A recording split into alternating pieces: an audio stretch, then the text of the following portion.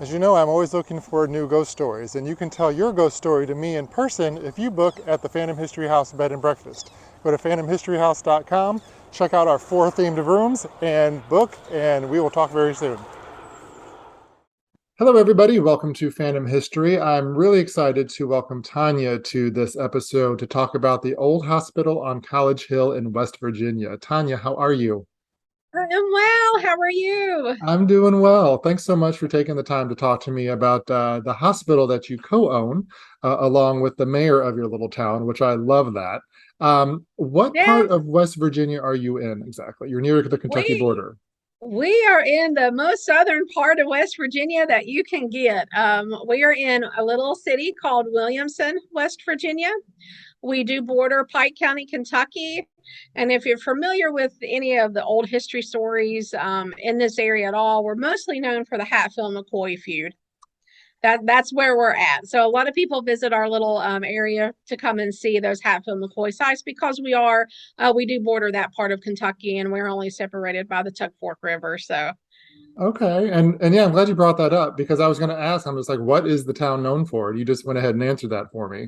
yeah, Other than, of course, the old hospital on College Hill. Now, you were sharing before we started recording that you've been involved with the hospital for about 3 years or so. Is that right? we purchased the hospital in 2020 and opened it to the public in 21. Okay. So yes, going into our third year. Okay. And but the hospital itself or the building has been there for quite some time. I was wondering if you could tell me a little bit about the history of it. When was it built and what type of hospital was it? Sure. It actually, Dr. Conley and Dr. Salton are the two main people that I have to give shout outs for, even though they're no longer with us. We have their pictures hanging up in the hospital just to kind of pay homage to them, because without their smart thinking back in the 20s, that hospital wouldn't be here today. But the actual hospital opened in March of 1928. So it's 95 years old, and it served as a fully functioning acute hospital that had around 76 beds at one time. Emergency, everything that you can think of was in that hospital. State of the art facility. We have some of the newspaper articles dating back to when it was open and how much it cost. When we do our historic tours, we always like to tell people about that because people are kind of shocked over how much it cost to build that hospital back in 1928. So these two gentlemen really had great minds and just really knew what they wanted. And they actually met. I was doing some research on both of them. They met in 1914 and started practicing together. So they worked together for a long period of time. And then Dr. Conley ended up selling his shares to Dr. Salton, and the Salton family kind of became a pillar of the community in the Williamson area. They're buried here. His son went on to be a doctor there as well, and even the newer hospital that was built in 88. Thankfully, they did not, the hospital that Charlie and I acquired did not, they didn't tear it down. They turned it into a clinic, basically, for people. We have a lot of coal miners in our area because we are in West Virginia. And you were talking about what we're mostly known for. Our coal mining and railroading is probably our two biggest. We have one of the biggest rail yards east of the Mississippi. So, a lot of people worked here. They would visit here. They passed through here. So the hospital played a big factor in that. So that's one of the reasons why it was so huge. But they built that hospital it opened in 28 and it stayed as a hospital until 88.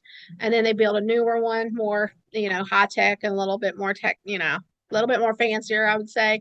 But they kept this one open, thank God. They didn't tear it down because a lot of hospitals, they'll just tear down once they build a new one. And the clinic stayed open from 88 to 2014, and then it closed for good in 2014, and they just used it for storage until we came along and purchased it in 2020.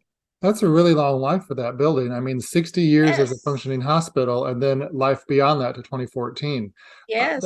That's incredible. How big is the hospital? Like how many floors? I mean, you said there were 70 or so beds, but how big of a structure are we talking about?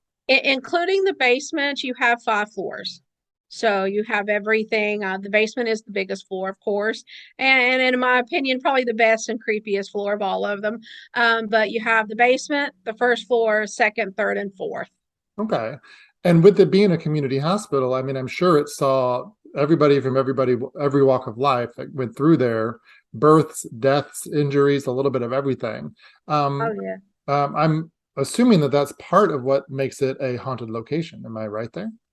Yes, when we were doing some research on this hospital, I knew it was a huge factor for the community. And it was such a pillar of the community back in the days because, it was one of the biggest places for employment. And Williamson at the time was a booming city. When coal was doing its thing and running really well, you probably had 50,000 people that lived in Williamson at one time, but it started dwindling down through the years. And this hospital played a big factor in that. And if you think about it, back in 28, the following year was the Great Depression. So it played a role in that. And then all of the diseases that started popping up over the years with tuberculosis, and all that. This hospital kind of saw it all, honestly.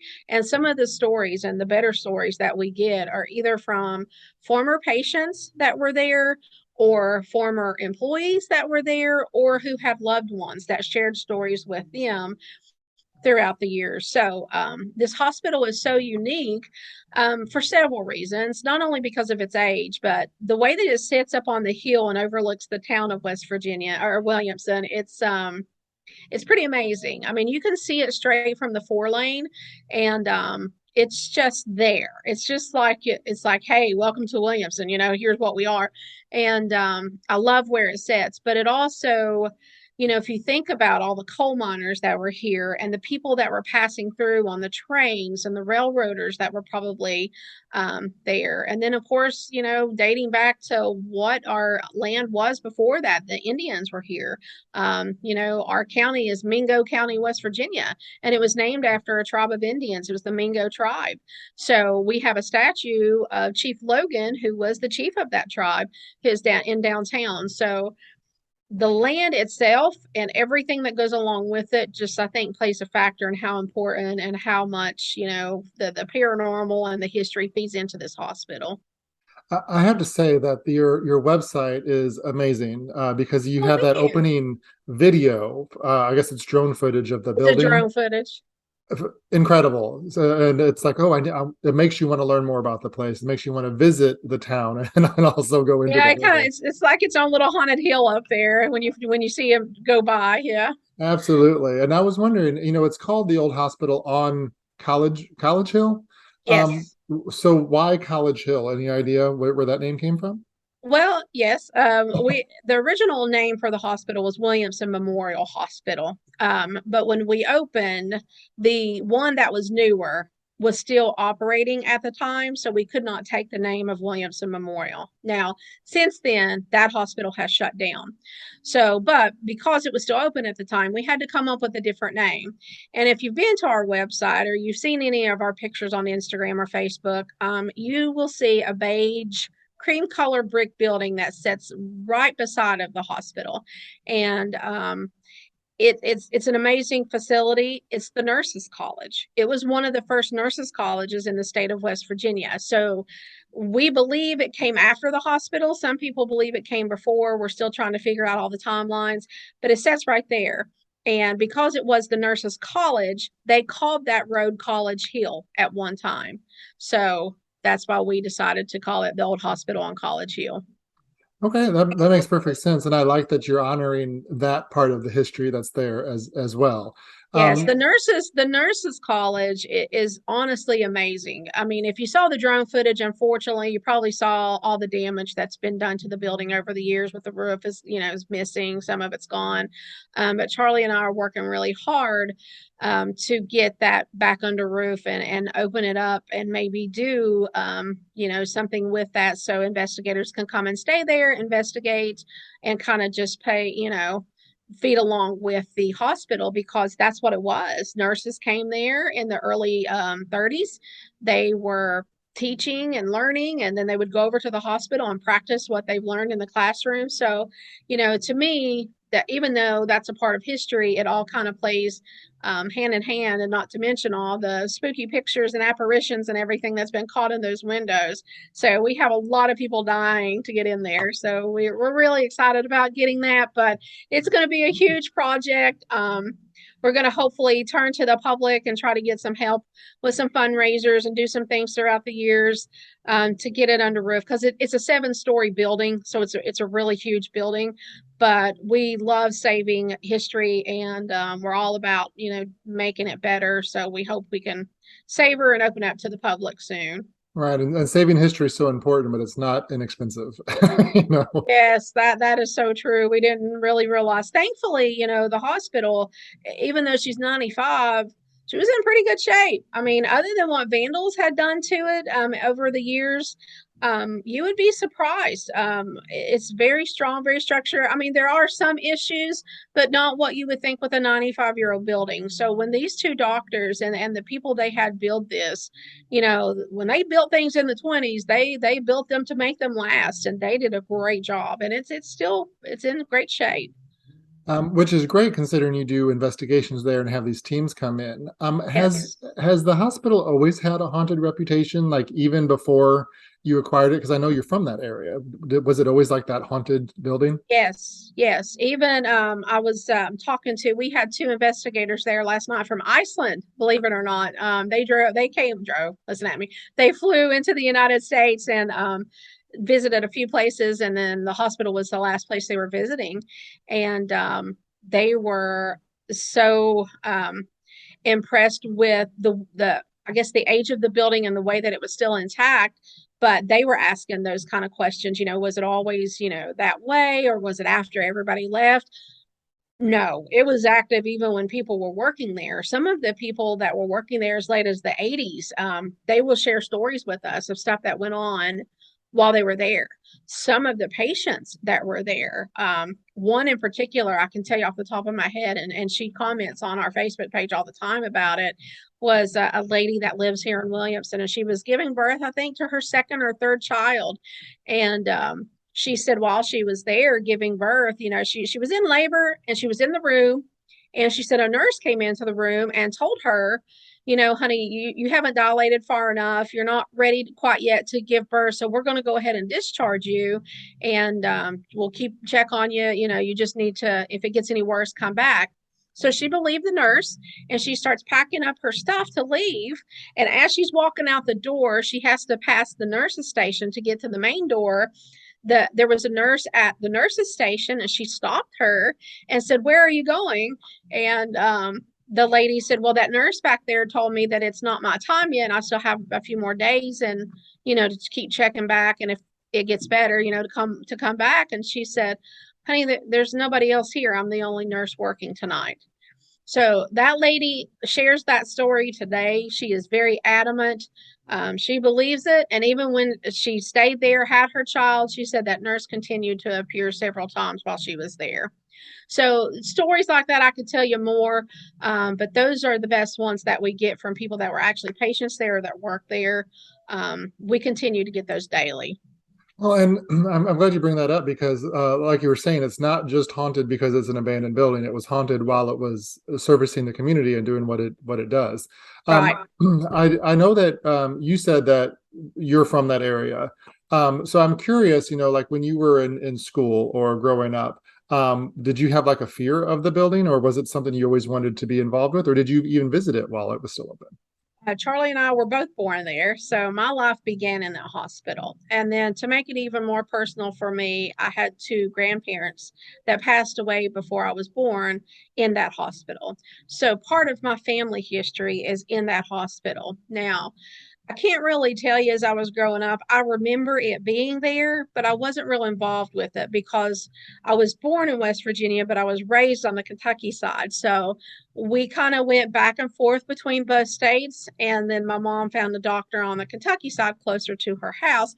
So we were, back and forth. But I can tell you, I've always been fascinated with both of the buildings. I was always, if it makes sense to say this, kind of drawn to that hospital and the nurses college.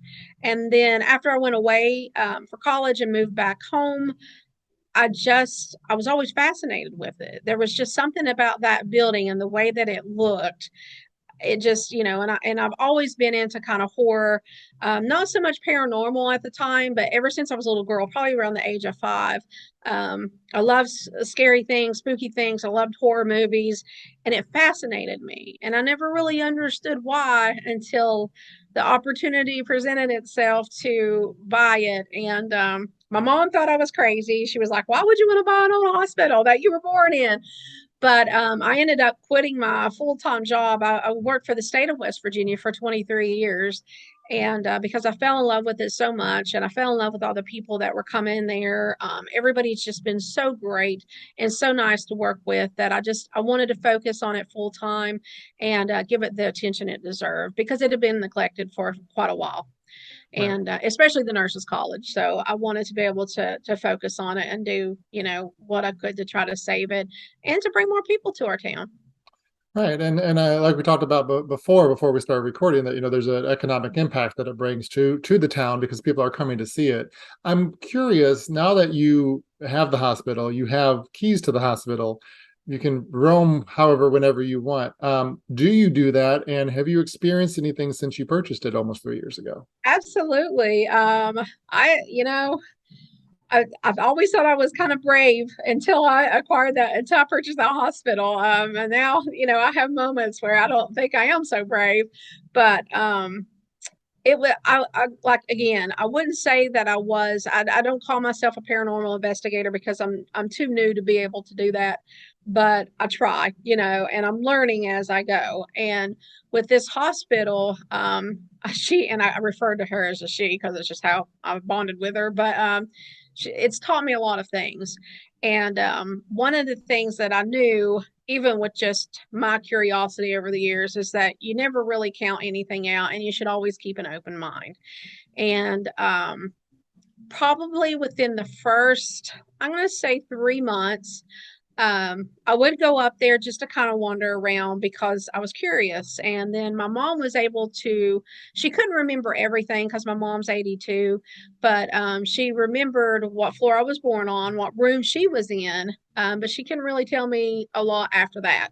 So I would wander the halls, just kind of seeing what I would feel like or if I could pick up anything. And at first I didn't, so I didn't really think about it. But it was probably, gosh, I'm going to say 3 months into that, we allowed a couple of teams to investigate the hospital. We opened it up. If you've seen us, we were on Destination Fear on the Travel Channel. That's kind of how we got our start. They found us and asked us if they could do an investigation, and Charlie worked magic to make that happen. And we were their season 2 finale. So they were actually the first investigators in there. So that really caught my attention, and being able to speak to them one on what they discovered really piqued my curiosity. And I was like, wow, I'm gonna have to be a little bit more studious about this. So we had a group that had come in. I want to say it was on a Friday or Saturday. And as we always do, when the team checked out that morning, because we allow teams, we're pretty, I think, generous with the times. We allow teams to check in between 5 and 6 p.m. in the evening, and the hospital is basically yours if you rent it overnight till 8 a.m. the next morning. So you get pretty much all evening and all night in the hospital. So we had a team that had checked out, and I was just kind of walking around, making sure they hadn't left anything behind and making sure everything was okay. And I was on the second floor, which is where their base camp is too, because we have a little bit of electricity in the hospital, to where they can charge equipment. And then we have a small light when it gets dark. And then there's also a window air conditioning unit that works if it gets too hot so they can cool down. So I was walking the hallways, and I was walking the longer hallway, and I walked past this door, and just as plain as day, there was a male's voice that just said, "Hey," and it stopped me in my track because I was just like, I just froze. I really didn't know what to do. I was still new to the game. And my first instinct was, oh, the group's still here because there were 2 men in that group. So I pulled out my phone and I start texting with them. And I said, "Hey, are y'all still in the building? Are you still investigating?" And they said, "No, Tonya, we left about an hour ago. But we need to let you know, as we were packing up our stuff, we kept hearing a male's voice on the second floor. Now, mind you, I hadn't had the hospital very long. This was at 8:15 in the morning. In my brain, I'm expecting this stuff to happen at 2 and 3 o'clock in the morning. So I was convinced that somebody had broken in the hospital and there was a man in the hospital somewhere. So I searched that whole hospital looking for that guy. Long story short, never did find him. I locked up. I went home and I did some long thinking. And, I just realized, I handled it wrong. I wish I could have a do over so I would handle it a lot better now. But, I started thinking, it's like, Tonya, come on. It's 8:15 in the morning. To me, hospitals were probably more active during the morning because, doctors were making the rounds, nurses were probably doing shift change. So I don't know if he thought I was a nurse or if it was a doctor who thought I was a patient, but it was a male's voice that was plain as day, and it wasn't evil, it wasn't mean. It was almost like he was just trying to get my attention and he just wanted to talk. And I blew it. Unfortunately, I blew it. But I know better now. So if he ever comes back, I'll know. But things like that, that's what got it started for me. And then now through the years, it's been, other things that have happened that I've handled a little bit better. So it made me realize that, hey, there you need to keep an open mind, and there may be people there that want to talk to you and reach out to you and find out what's going on. Yeah, keeping an open mind and being prepared to respond when they do make themselves known. Yes. I'm curious, on the second floor, do you know what that floor was used for? During that time, that's the one floor destination fear.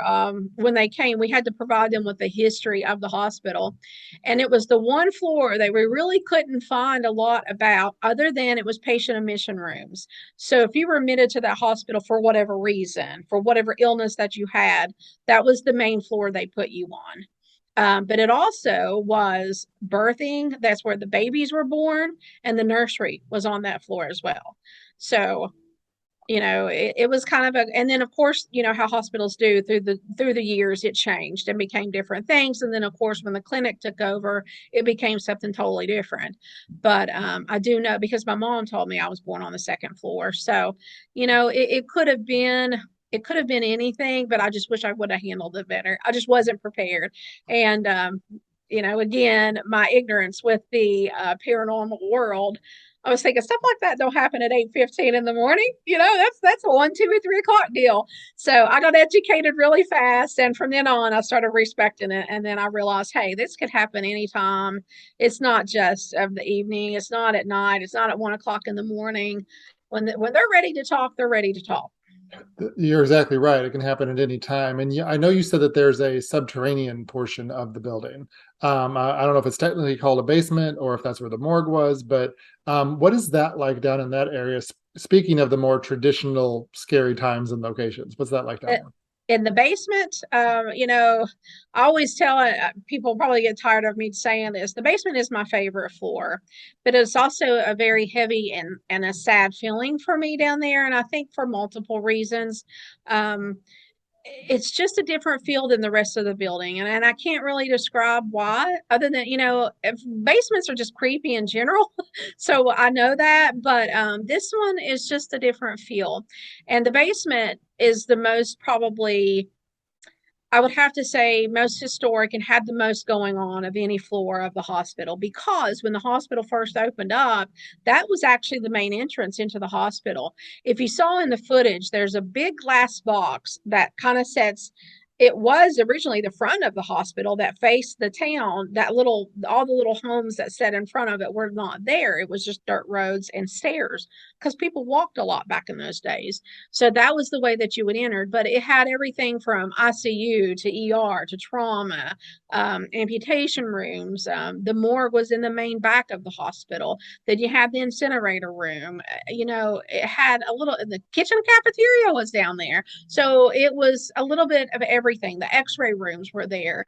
And then when the hospital closed in 88, they turned that floor into the pediatric floor. So the pediatricians were all down there and they saw kids down there. So I don't know why you would put kids in the creepy basement, but maybe because it was the biggest floor, but hey, it worked for them. I'll never forget the first time I walked down there after years of not being in that building, and they still had pictures of children lined up down the hallways of, because here, I don't know if it's common there, but pediatricians always ask for school pictures of their kids that they treat, and then they'll put them on the walls.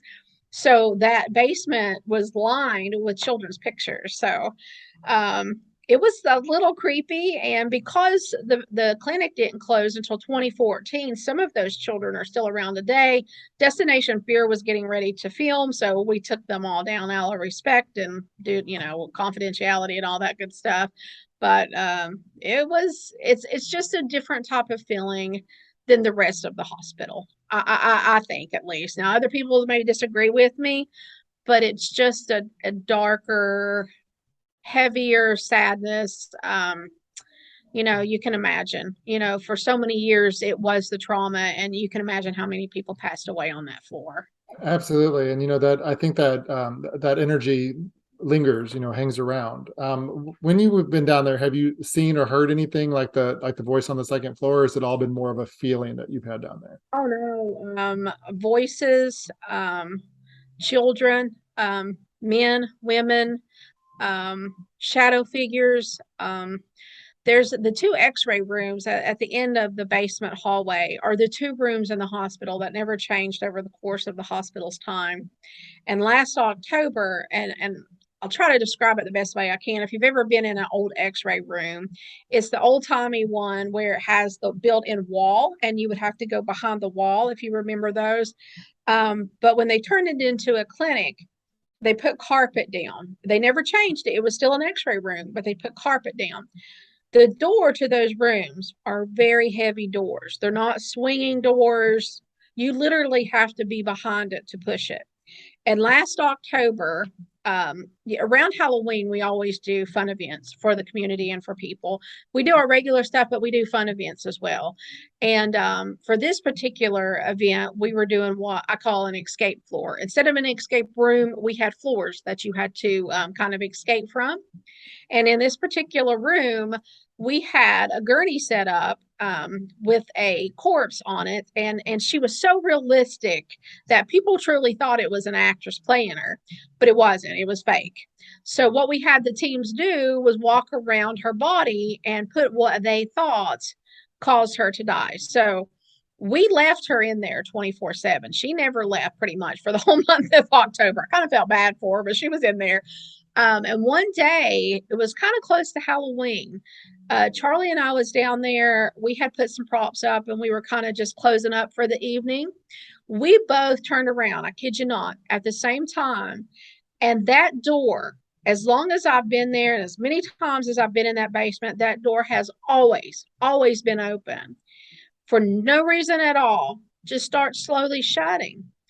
Well, me and Charlie just kind of look at each other, and we first think it's one of our volunteers just messing with us. So he takes his flashlight and shines it behind the door. There's nobody there. So he just takes his arm or hand and pushes the door open or back open again, just kind of slow. And again, this door's heavy. It's even got a door stop, and it's on carpet. So it's not swinging. You literally have to use force to shut this door. It is a huge, heavy door because it was an x-ray room door. They had to keep radiation out. So it's one of those heavy ones. And we stood there. We looked at each other like, did that just happen? Did that just happen? And then we knocked more and got ready to turn around, and the door starts slowly shutting again. So I look at him and I say, let's leave it shut because here's what I think. And I could be completely wrong. I think that body being in there, it was an x-ray room. So usually what happens when you do x-rays, there's radiation, they won't let you in rooms, and they'll tell people to step out. So I truly think the spirits in there were telling us, you need to stay out because we're busy here, we're working on someone, and you can't be in here while we do that. And we just left it alone. We didn't open it back up, but the next day we come back, the door was open. Wow. So not only It had was it wild. leave shut, it had opened itself up the next day. Yeah, it shut twice on its own. We left it shut the second time because I felt like we were interfering with whoever was in there. And I mean, it didn't slam shut. It was just one of those slow, like, hey, we're busy. You got to go.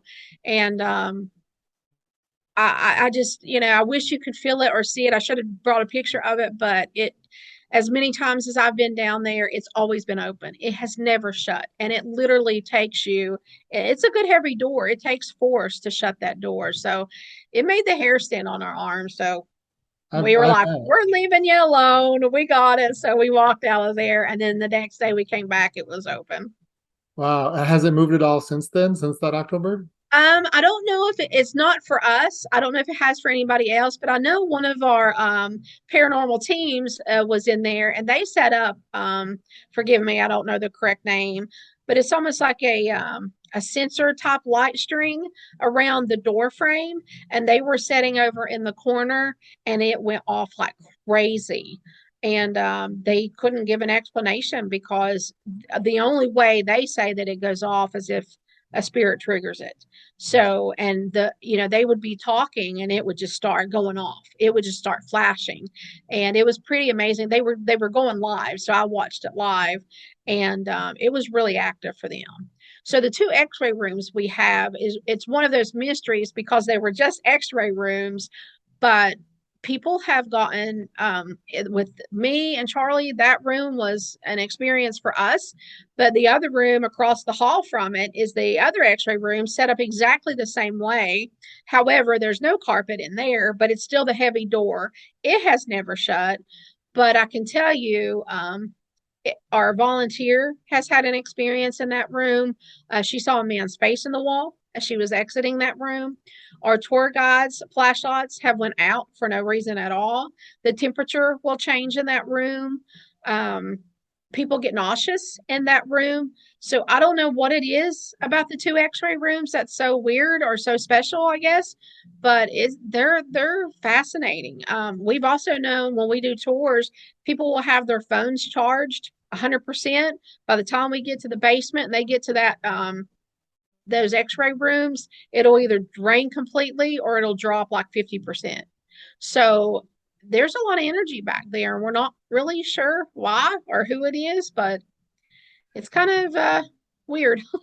Yeah, it sounds like it's a one of the hot spots of the building. And I know you said that you do tours, you have guests that come through. Have any tour guests or guides or anything, anybody who's walking through the building come with you with stories that completely surprise you, that you're like, oh, I didn't know that room was so active or that floor had this kind of incident. Yes. Have you had some of those? Oh, yes. Like I said, a lot of our best information comes from people that used to work there or that were former patients there. So they take our tours from time to time. We also get a lot of people, who were born in this hospital, but maybe moved away after they were born. So they're anxious to get back into the building that they were born in, and or maybe came to as a child and they had experiences when they were there. But I've had a ton of people share things with us over years of what happened. One of the ones I think is pretty neat was actually shared with Charlie. Was a guy that was working there at one point in time. An ambulance service was part of that hospital, and they kind of had their staff in there. And he would constantly hear things at night. But he thought he was just making it up, and he thought it was just him. So he never said anything to his buddies.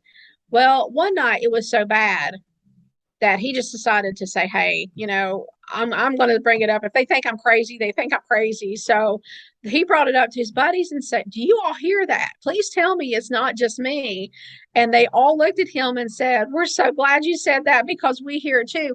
And what they were hearing, what they described it as, it sounded like the floor above them was a nurse pushing a cart, and it was just rolling, and that just kind of that floored them. So when they took the tour and they were talking about it, it just that kind of stuff fascinates us as well.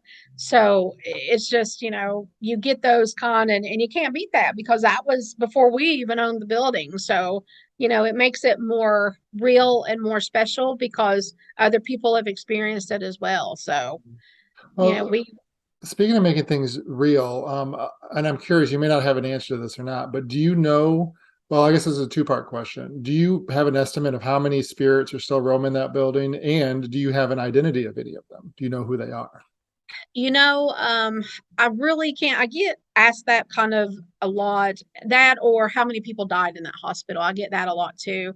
I honestly couldn't give you a number just because the number of people, you not only did it serve West Virginia, but we border Kentucky, and then we're just an hour away from Virginia. So this hospital saw all those people come through the doors because it was the largest hospital at that time that helped. But then you got to take into consideration we had the coal miners that moved into town that were looking for work. And then you had railroaders passing through. One of the stories that's kind of fascinating was a train that had derailed right outside of Williamson. It was this huge train that was going way too fast, almost fell over a cliff on the mountains. And the conductor actually passed away. He didn't pass away at our hospital, but he passed away there at the train site. But 29 of the passengers were brought to that hospital and they were not from there. So, to give a number of how many people, if they were on trains and they weren't even from there, without the documentation or the books or anything like that, I would go safely say thousands, but I couldn't give you like an exact number. So it's hard to say who's there.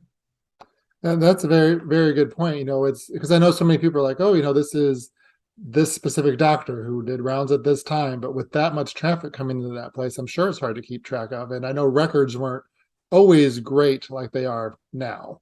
Um, Right. I'm sure trying to figure out some of that is a challenge. Yeah, so far we've not come across any ledgers, any notes. The vault that they kept those in is still there today, which is really cool because the lock and the handle is still part of it, and you could use it as a bunker. It's built so well. But my guess is that's where they locked up all their medical records and probably all the stuff, and maybe even their money. It reminds me of an old vault from the Western movies that you see. It's pretty amazing. Charlie loves to show it. He loves that history part of it, but it's still there. But unfortunately, none of the records or ledgers or anything like that's there. So we don't know. None of that was left when we Okay. got it. But I would love to find them. Oh, I'm sure. And with a building that big, who knows? Maybe they're hiding somewhere. Could be. Yeah. Yeah, yeah. When you lead a group or a guest through the building, do you have a favorite place where you like to show them, whether it's a haunted location or just a one of historical significance? I know we talked a lot about the basement and the X-ray room, or the X-ray rooms, but are there other spots that are kind of like you really like to show off? Um, I love all the floors because they all have their own different stories. The one that's probably the most popular is the third floor, just because of the spirit of a guy by the name of Mose Blackburn. And if you watch the Destination Fear episode, that's kind of what they focused on and how we got our launch. So he's kind of become the ghost that everybody kind of, or the spirit everybody wants to come in contact with, more than any of the others. But his room was on the third floor. He jumped from the third story floor window. He died on the third floor.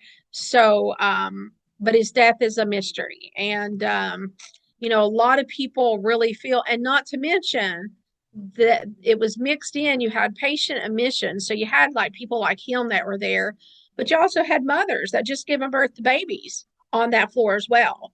Because my mom, when she was telling me, she was like, well, I had you on the second floor, but my room was on the third floor. I was in room 310. So the nursery and the labor and delivery room, part was down on the second floor, but her room was up there. So what an odd mixture, of putting mothers and just regular patients. But, back in the 20s and 30s, which I was born in the 70s. So, they just kind of, it was a lot different than what it is now. But the third floor seems to be one of the most popular floors that people come to see just because of Moe's. But for me personally, I do love the third floor, especially since my mom was in a room there. But the fourth floor fascinates me because of several reasons. It's the shortest floor of the hospital, but it's weird and it's got its own weird layout. It was also where a lot of the surgical rooms happened, and the observation rooms, which I find really cool because our hospital because it was so high tech in its time, and then you had the nurses college beside of it, it was practically a teaching hospital. So they would allow these nurses to come into these observation rooms. There's a two-way window, and we still have the observation rooms and the two-way window. They would go in and sit and watch those surgeries being performed. But the other thing that we found out through research was they would let your loved ones come in and watch the surgeries being operated, watch you being operated on too, which is kind of weird and gory at the same time. But you know, back in those days, they did things a lot differently. Even funerals were different back then. So the fourth floor for me, I love showing it because it's so weird and people love seeing those observation rooms. Sadly, the surgical area is no longer there, but the observation rooms and the recovery rooms and all of those still are. Well, that leads me to one of my final questions before we wrap up here. Does the building still resemble a hospital? Like, are there gurneys? Are there wheelchairs? Is there any of the old equipment, or was all that removed when it shut down? Some of the old equipment is still there, but there are some newer equipment as well. So it's a combination of both. Okay, so you can walk through and it still has that hospital feel, and it's a mixture of the old and the new. It sounds like. Yes. Okay. Yes. Wow. I would love to walk through there. Next time I'm up in that part of the country, I'm going to come visit you for sure. Absolutely. Come and see us. Yeah, I would love that. Before we say goodbye, is there anything else you wanted to add, either about the history of the building or about the paranormal aspect that we may not have touched on? And I know there's a lot to a building like that, so there's no way we could cover all of it. But is there anything in particular you wanted to say before we say goodbye? Just if you know anybody, we appreciate you guys helping us get the name out there. Like I said, we are kind of the what I call the new kids on the block to the paranormal world. But even if you're not into the paranormal, you just love history, or if you love them both, I'm kind of one of those people who love the both aspect of it, because I think to understand the paranormal, you need to know the history of the place. And that's not always true in every factor, but in the hospital, I think it plays a big factor. But we welcome everybody. We do everything from tours to renting the hospital overnight for paranormal investigations. And just this year, we acquired two houses that are located right beside the hospital. One of them was actually Dr. Conley's home, one of the co-founders. We renovated it, and you can actually rent those, and that are just steps away from the hospital. You and your team can rent them, stay there, investigate the hospital, and then go back to your house. So that's kind of new, but we love, just sharing the history, not only of the hospital, but of the city of Williamson and of Mingo County in general, because it's such a fascinating place. If you're into spooky and gory, no better place to come, because if you Google Mingo County, I kid you not, our nickname is Bloody Mingo. That's what we're known for. So, it's definitely a bucket list for people that are into the historic side of it and the paranormal side of it. So we welcome visitors and we love to have them.